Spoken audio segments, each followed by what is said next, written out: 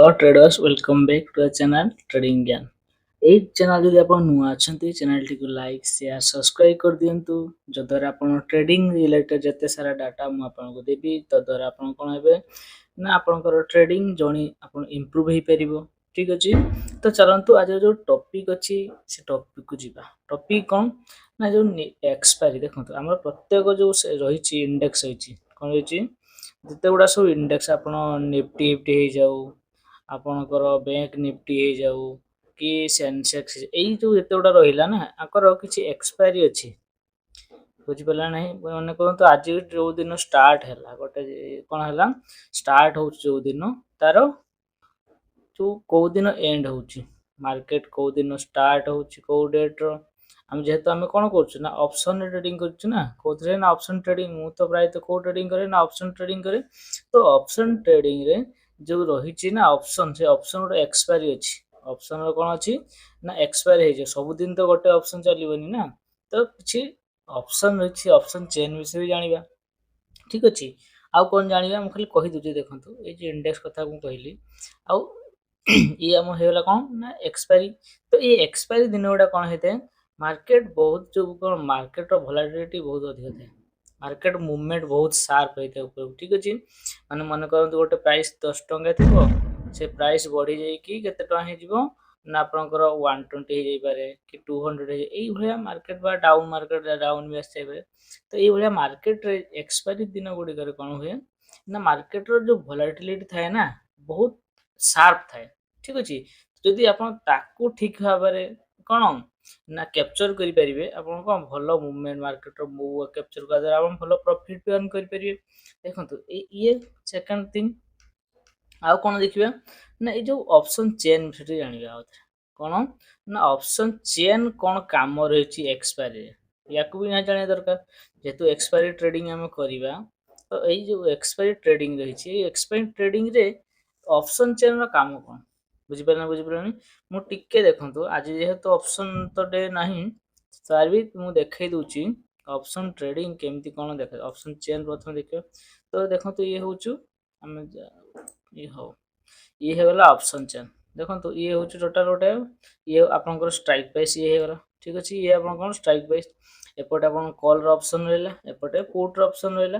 तो मार्केट देखो ये जिते गुड़ा सब मुझे कहली ये कौन हो ना मार्केट किछिटा परिमाण रे कौन कर ना आपन को देखो मार्केट आम आउ गोटे कथा मुझे कह देखो कौन कहली मार्केट एमती आप जाऊँ तो आम कॉल ऑप्शन को बाय करवा मार्केट डाउन जाऊँ कौन ना पी ऑप्शन को आम बाय करवा ये कथा हम जानचु। तो ऑप्शन रे कौन होता है देखो मुझे कौन कहली ना एड द मनी ठीक अच्छे ओटीएम आउ देखो एटीएम ओटीएम जो आम रही तीन टा रही ना तो से जो कथा आप मन रखिए सब मुझे कौन कही एटीएम एड द मनी ठीक अच्छे। तो एड द मनी आप सब ट्रेड करेंगे देखो जिते गुड़ा दिन रही ना तो एड द मनी रे कौन हुए ना मार्केट जो देखो मुझे देखी दूची देखो ये हूँ आपंकर कौन ना देखो ये हो मार्केट निफ्टी केते पॉइंट चल देखो बर्तमान निफ्टी के चलती ना 25,491।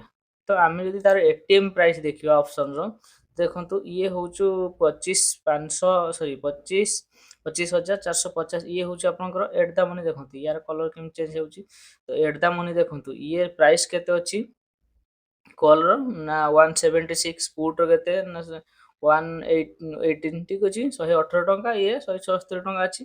तो ये जो जिते ऑप्शन आप देखो ये आप आराम से देखो ये जो डेटा रही ये कौ दिन एक्सपायरी हम नेक्स्ट एक्सपायरी ना 2 मार्च देखो। तो एबे जो 2 दिन है देखो जो आम कहूँ देखो आमर कौन है ना निफ्टी प्राय कौन है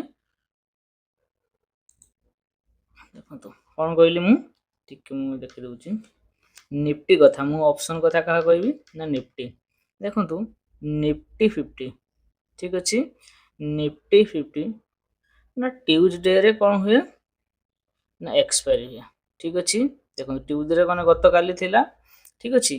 तो नेक्स्ट जो रही आर 2 मार्च ठीक अच्छे। तो ये आप कौन हुए ना निफ्टी एक्सपायरी मन करूँ निफ्टी ट्यूजडे रु आरंभ है ट्यूजडे ठीक अच्छे निफ्टी एक्सपायरी है जो ता परदिन जो ୱିଡନେସଡେ ଯଦି କଥା କହିବା ଠିକ ଅଛି। ତ ୱିଡନେସଡେ ଦେଖନ୍ତୁ ଏଇ ଦିନ କଣ ହୁଏ ଏଇଟା ହଉଛି ଏକ୍ସପାୟରୀ ଦିନ। ତ ଏଇ ଦିନ ଯୋଉ ଏଟିଏମ୍ ପ୍ରାଇସ୍ ମୁଁ କଣ କହିଥିଲି ତିନିଟା ମୁଁ କହିଥିଲି ଆଇଟିଏମ୍ ଆଉ ଗୋଟେ ଓଟିଏମ୍ ଠିକ ଅଛି। ଏଇ ଯୋଉ ଏଟିଏମ୍ ପ୍ରାଇସ୍ ନା ବହୁତ କମିଯାଏ ଠିକ ଅଛି। ଦେଖନ୍ତୁ ଏବେ ଯୋଉ ପ୍ରାଇସ୍ ଟା ମୁଁ କହୁଥିଲି କଣ କହିଲି ଦେଖନ୍ତୁ ଏବେ ଯୋଉ ପ୍ରାଇସ୍ ଟା ଅଛି ଦେଖନ୍ତୁ ଇଏ 100 ଟଙ୍କା କି 170 180 ଏମିତି ଅଛି ପ୍ରାଇସ୍ ଠିକ ଅଛି।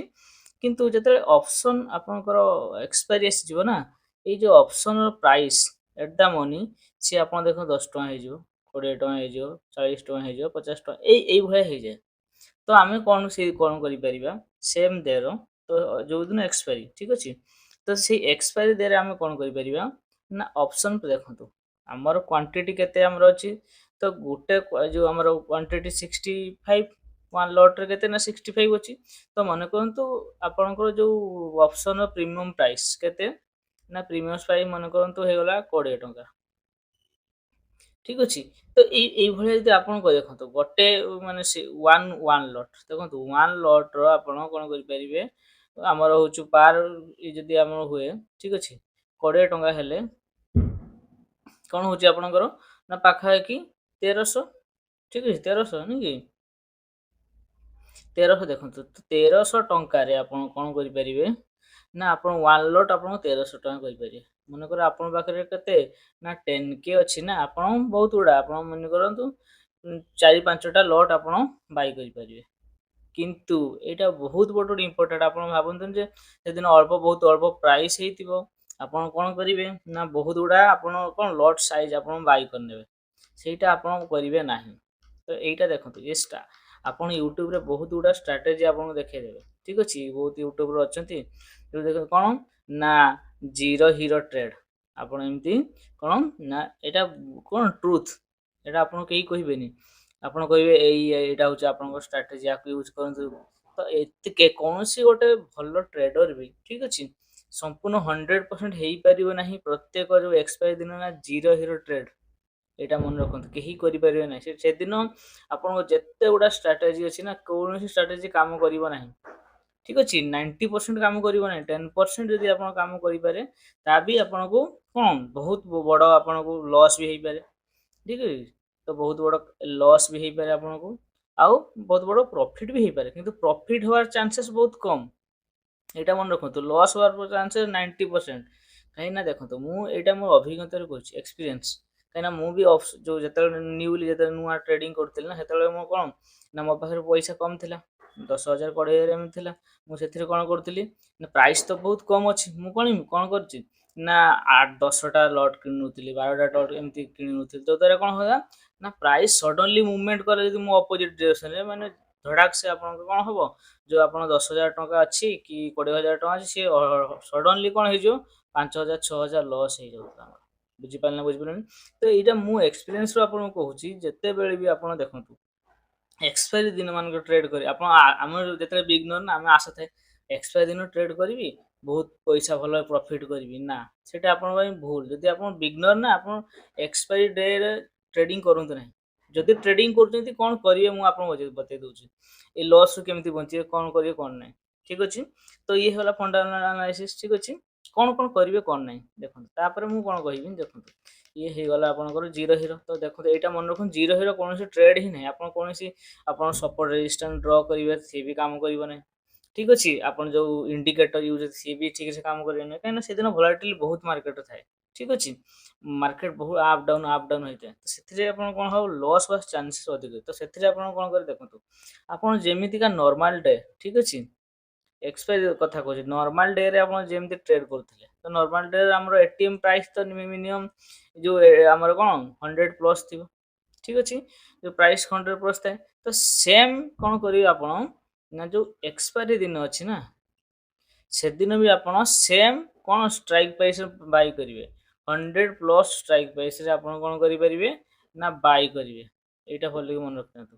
ସେଦିନ ଭାବିବେନି ଯେ ଆଜି ଏକ୍ସପାୟରୀ ଅଛି ମୁଁ ଟ୍ରେଡ୍ କରିବି ନା ୱେଟ୍ କରିବେ ନାହିଁ ଏକ୍ସପାୟରୀ ଟ୍ରେଡ୍ କୁ ଏଇଟା ଆପଣଙ୍କୁ ବହୁତ ବଡ଼ ଲସ୍। ଆପଣ ଦେଖନ୍ତୁ, ଆପଣ ଯଦି ଟ୍ରେଡ୍ ଯଦି କରୁଛନ୍ତି, ଆପଣ ଜାଣିପାରୁଥିବେ ମୁଁ କ'ଣ କହୁଛି। ଏବଂ ସେଦିନ ହିଁ ଆପଣଙ୍କର ଲସ୍ ବହୁତ ହୁଏ। ଆପଣ ସେଇଟାକୁ ଅନୁଭବ କରିଥାଇ ପାରନ୍ତି। ବୁଝିପାରିଲେ ନା ବୁଝିପାରିଲେନି? କାହିଁକିନା ମୁଁ ସେଇ ଦିନମାନଙ୍କରେ ବହୁତ ଲସ୍ କରିଛି। ତ ସେଥିପାଇଁ ମୁଁ କ'ଣ କରେ ନା, ନର୍ମାଲ ଯେମିତି ଡେର ମୁଁ ଟ୍ରେଡ୍ କରେ, କ'ଣ 9:30 ଠିକ୍ ଅଛି, ବା ଆପଣ ଯୋଉ ଟ୍ରେଡ୍ କର 9:15ରୁ ଆପଣଙ୍କର ଆମର କ'ଣ 11:30 ଏଇ ପର୍ଯ୍ୟନ୍ତ ଆପଣ ଟ୍ରେଡ୍ କରନ୍ତୁ। ତାପରେ ବନ୍ଦ କରିଦିଅନ୍ତୁ। କାହିଁକିନା ଆମେ ଯେକୌଣସି ଆମେ ଏକ୍ସପାୟରି ଯୋଉ ଆମେ ବାହାର କରିବା, ଟ୍ରେଡ୍ ବାହାର କରିବା ପାଇଁ, ଆପଣ ତା ଭିତରେ ଦେଖନ୍ତୁ ମାର୍କେଟ ଏଇଠି ଭାବିବେ ଆପଣ ମାର୍କେଟ ଉପରକୁ ଯିବ, ମାର୍କେଟ ଉପରକୁ ଯିବ। କିନ୍ତୁ ମାର୍କେଟ ଏମିତି ପାର୍ଟିକୁଲାର ଆପଣଙ୍କୁ ଏତେ ବଡ଼ ଆପଣଙ୍କୁ ଲସ୍ କରେଇଦେବ ଆପଣ ଜାଣିପାରିବେନି। ତ ସେଇଟା ବଞ୍ଚିବା ପାଇଁ ଆପଣ ମୁଁ କ'ଣ କରୁଛି ନା, ଏଭଏଡ୍ କରନ୍ତୁ। ନହେଲେ ଏକ୍ସପାୟରି ଡେ ଆପଣ ଏତେ ଲସ୍ ଦେବ। ଦେଖନ୍ତୁ ମୁଁ ଏଇଟା ମୋ ଅଭିଜ୍ଞତାରୁ କହୁଛି। ତ ସେମିତି କିଛି ଟ୍ରେଡ୍ ନାହିଁ। ତ ଆପଣଙ୍କୁ କ'ଣ କରିବାକୁ ପଡ଼ିବ, ଯଦି ଆପଣ ଟ୍ରେଡ୍ କରୁଛନ୍ତି ନା ନର୍ମାଲ ଡେ ଭଳିଆ ଟ୍ରେଡ୍ କରନ୍ତୁ। ବାସ୍ ଇଏ ଗୋଟେ ପଏଣ୍ଟ ଆପଣଙ୍କୁ ଆସିଗଲା ନିଫ୍ଟି, ଠିକ୍ ଅଛି। ନର୍ମାଲ ଡେ ଯେମିତି ଟ୍ରେଡ୍ କରୁଛନ୍ତି, ଅପସନ୍ ବାଇଂ କରୁଛନ୍ତି, ଏଟିଏମ୍ ପ୍ରାଇସ୍ ନେଇକି। ଆଉ କ'ଣ କହିଥିଲି ନା 100% ଯୋଉ ଷ୍ଟ୍ରାଇକ୍ ପ୍ରାଇସ୍ ଅଛି, ଠିକ୍ ଅଛି, ଯୋଉ ଷ୍ଟ୍ରାଇକ୍ ପ୍ରାଇସ୍ର ଯୋଉ ପ୍ରିମିୟମର ପ୍ରାଇସ୍ ଅଛି, ତାଠୁ ଅଧିକ ଯେମିତି କରୁଛନ୍ତି ଏଟିଏମ୍ ପ୍ରାଇସ୍ର ବାଇ କରିବେ।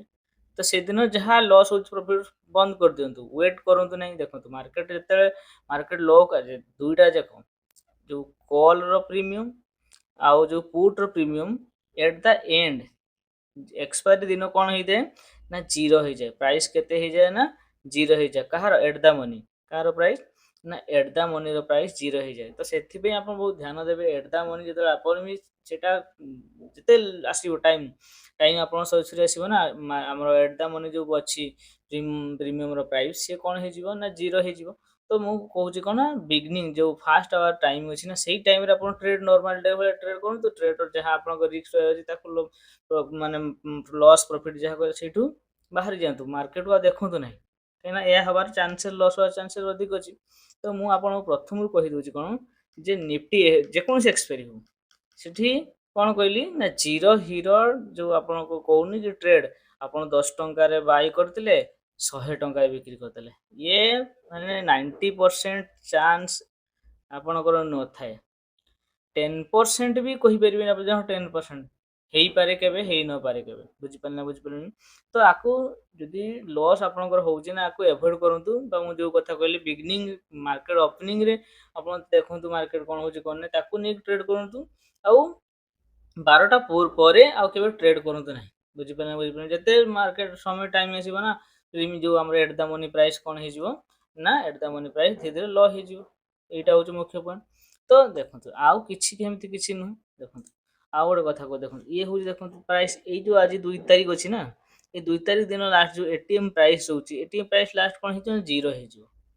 ଠିକ୍ ହେଇଯିବ ନା ଜିରୋ ହେଇଯିବ। ଏଇ କଥାଟା ଧ୍ୟାନ ରଖିବେ। ଆଉ ସବୁବେଳେ କ'ଣ କରିବେ, ଟ୍ରେଡିଂକୁ ଦେଖନ୍ତୁ ଆଉ ବିଜନେସ୍ ଭଳିଆ ଆପଣ ଟ୍ରେଡ୍ କରନ୍ତୁ। ତେବେ ଯାଇକି ଆପଣ ବଡ଼ ଲସ୍ ନିଅନ୍ତୁ ନାହିଁ। ଠିକ୍ ଅଛି, ବଡ଼ ପ୍ରଫିଟକୁ ଆଶା କରନ୍ତୁ, କିନ୍ତୁ ଲସ୍ ବହୁତ ବଡ଼ ନିଅନ୍ତୁ, ଛୋଟ ଲସ୍ ସବୁବେଳେ ନିଅନ୍ତୁ, ଯଦ୍ୱାରା ଆପଣ କ'ଣ ହେଇପାରିବେ ନା ପ୍ରଫିଟେବୁଲ୍ ହେଇପାରିବେ। ଦେଖନ୍ତୁ ଇଏ ହେଉଛି ମୋର, ମୁଁ ଶିଖେଇଥିଲି ଆପଣଙ୍କୁ କେମିତି ସପୋର୍ଟ ରେଜିଷ୍ଟେନ୍ସ ଡ୍ର କରାଯାଏ। ସେମ୍ ଜିନିଷ ଏବେ ହେଇଆ ହେଉଛି। ଠିକ୍ ଅଛି, ଇଏ ହେଉଛି ମାର୍କେଟ। ତ ଅଲ୍ ଓଭର ଦେଖନ୍ତୁ, ଇଏ ହେଉଛି ଆପଣଙ୍କ ପାଇଁ ଗୋଟେ ଶିକ୍ଷା। ଆପଣ ଭାବିବେନି ଯେ କୋଉଠି ମାର୍କେଟ କ'ଣ ହେଉଛି, ଏଇ ୟୁଟ୍ୟୁବର ଏଇଆ କହୁଛି, ଆପଣ ସେଇ ଫଲୋ କରନ୍ତୁ ତାଙ୍କ ଷ୍ଟ୍ରାଟେଜି। ତାପରେ ଆପଣଙ୍କୁ ଲସ୍ ହେଉଛି କି କ'ଣ ହେଉଛି, ପ୍ରଫିଟ୍ ହେଉଛି, ଆପଣ ମୋତେ କମେଣ୍ଟ କରି କହିବେ। ଜିରୋ ଟ୍ରେଡ୍ ଆପଣ କୌଣସି ଗୋଟେ ପାଇବେ ନାହିଁ, ଆପଣ ଲସ୍ ହିଁ ଲସ୍ ହେବ। ଠିକ୍ ଅଛି। ତ ଜିରୋ ଟ୍ରେଡ୍ ବିଷୟରେ ମୋର ଯୋଉ ଅଭିଜ୍ଞତା ଥିଲା ମୁଁ ଆପଣଙ୍କୁ କହିଦେଲି। ଠିକ୍ ଅଛି। ତ ଆପଣ ଦେଖନ୍ତୁ, ତାପରେ ଆପଣ ବିଚାର କରନ୍ତୁ, ମୁଁ ଯୋଉ କଥାଟା କହିଲି ଆପଣ ଟ୍ରାଏ କରନ୍ତୁ, ଦେଖନ୍ତୁ ଆପଣ କୋଉଟା ପ୍ରଫିଟ୍ ହେଉଛି ନା। ଏମିତି ବହୁତ କମରେ ହେଇଯାଇପାରେ, କ'ଣ କରି କହିପାରିବିନି, କିନ୍ତୁ ଓଭରଅଲ୍ ଯଦି ଆପଣ କହିବେ ସେଇଦିନ ହିଁ ଲସ୍ ହିଁ କରିବେ।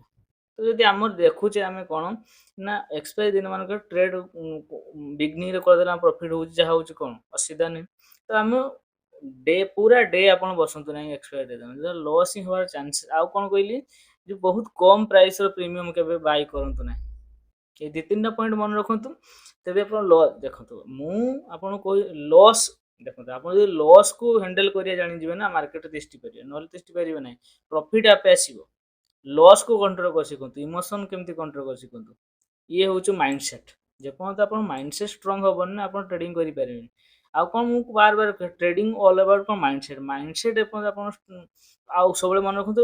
ଆଉ ଗୋଟେ କଥା, बहुत बड़ कथा मोर मन पड़ा ए देखो आउ जिते ट्रेडिंग देखो ट्रेडर ठीक अच्छे लॉस देखो लॉस जिते हो ताको एक्सेप्ट करंतु से हाँ मोर लॉस है आ ताको रिकवर केबे करंतु नहीं लॉस को रिकवर करिकी तापर ट्रेडिंग कोन करंतु नहीं ठीक अच्छे आप चार्जेस अधिक जीव से लॉस ही लॉस हम देखो फास्ट आप लॉस हो जाऊँ ना आप लॉस को रिकवर केबे करंतु नहीं आप भावते आउ गोटे नुआ ट्रेड भावते नुआ ट्रेड करुँ बुझिपारे बुझिपारे ये गोटे बहुत इंपोर्टेंट कथा मन पड़गला तो या भी ध्यान देवे जे लॉस को रिकवर करंतु नहीं लॉस को एवरेज देखो मोर मनकर 10,000 टंका थिला लॉस हो गला 5,000 पुणी आपन को 20,000 टंका आप एड करेंगे एमती केबे करेंगे ना तो लॉस ही लॉस हम ठीक अच्छे ये दी तीन टा कथा आप ध्यान दिंतु देखते आपंकर ट्रेडिंग जर्नी केमती इम्प्रूव हो रोचे जय जगन्नाथ।